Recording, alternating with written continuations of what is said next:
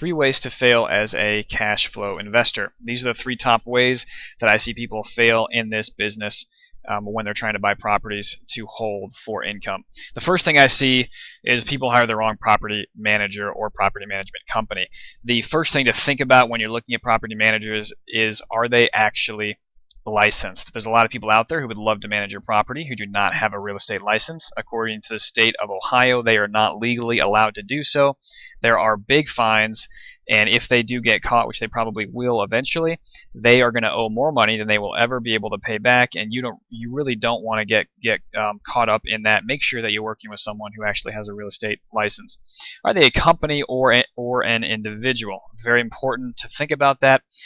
People are very busy living life. If they are a real estate agent, they're probably managing, not just your unit, but probably 100 other units. They're probably trying to close other deals, and your $60 to $75 a month coming in is going to look pretty small when they're trying to close a deal for a $300,000 house.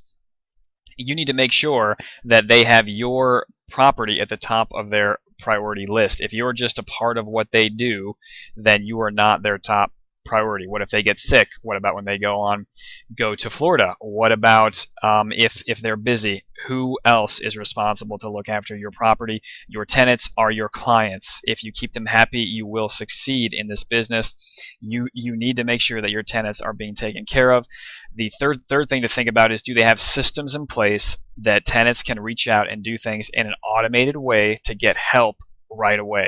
If your manager does not have anything in place except for a phone call or an email, he does not have enough in place. You need systems in place to help take care of your tenants. Very, very important.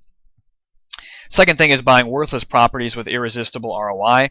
What you need to think about is the property in a war zone? Is my house going to be worth anything in 5 or 10 years? Are there boarded up properties on the same street as my house? Is the area going up? Is it going down?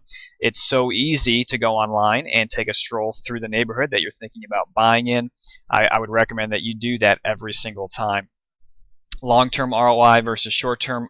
Short-term, you need to be thinking about long-term. Always in 20 years, you need to resell that property. Make sure that you are getting a good deal. It is so easy to go online these days and do your own research. I've seen so many people get ripped off because they do not do their own due diligence. They talk to people who are smooth talkers, and they get suckered into buying properties that they know nothing about, because they trust someone. There's no need for that to happen to you. It is so easy. There are so many websites. Go online, do your own research. The last thing, and probably the most important, is the people that you're working with. What you need to know: are they trying to sell me their own properties? That is a huge deal.